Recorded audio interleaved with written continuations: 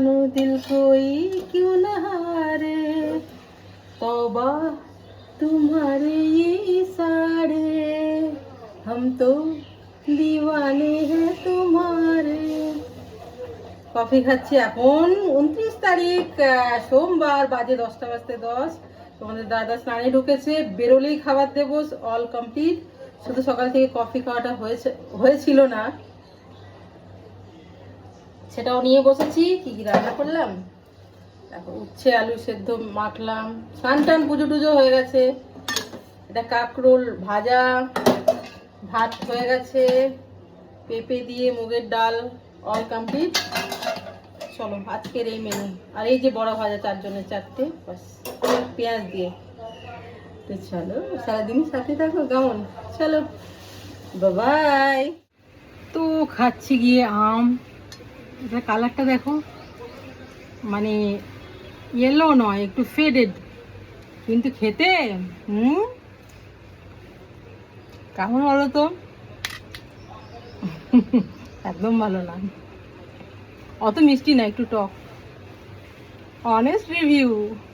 চলো, আমাদের দাদা বেরোচ্ছে, 3 দিন পর ফিরবে।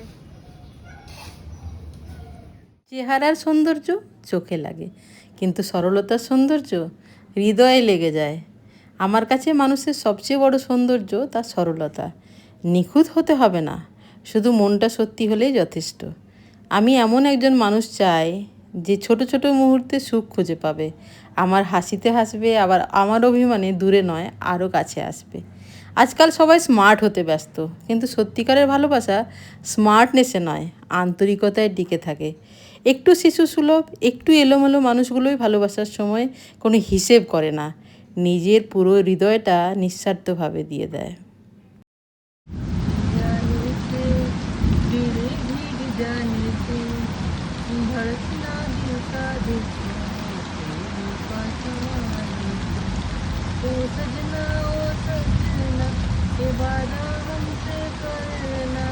जल जाए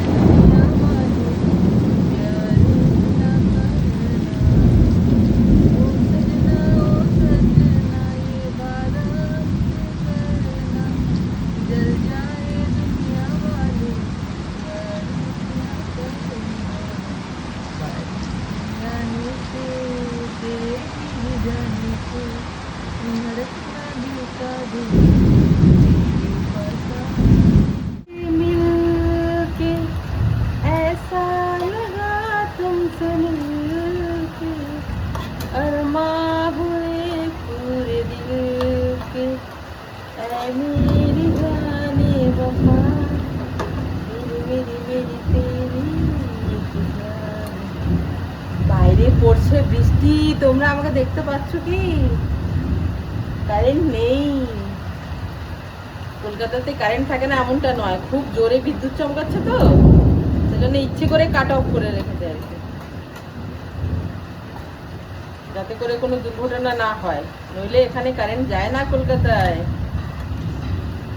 দেখেছো কেমন অন্ধকার? আমাকে তোমরা কি পার্সিয়ালি দেখতে পাচ্ছ? পার্সিয়ালি ভিজিবল নাকি পুরোপুরি ভিজিবল? কি বানাচ্ছি এরকম পেঁয়াজের পকোড়া। হ্যাঁ, কেন কি বলো তো, এই এখানে জানালা, তাই আমাকে একটুখানি দেখতে পাচ্ছে, নইলে এটাও দেখা যেত না। চলো, আমরা সকালেই ভাত খেয়েছি, কিছু তো বানাতেই হবে। তো বাইরে বৃষ্টি পড়ছে, পেঁয়াজের পকোড়া বেস্ট অপশন। চলো,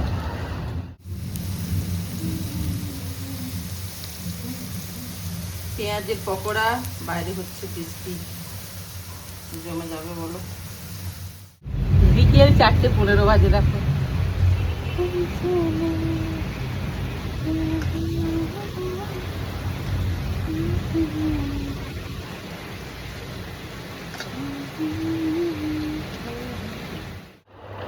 দেখো, পকোড়া বানালাম, তারপরে আহারে পাঁপড় ভাজছি। ও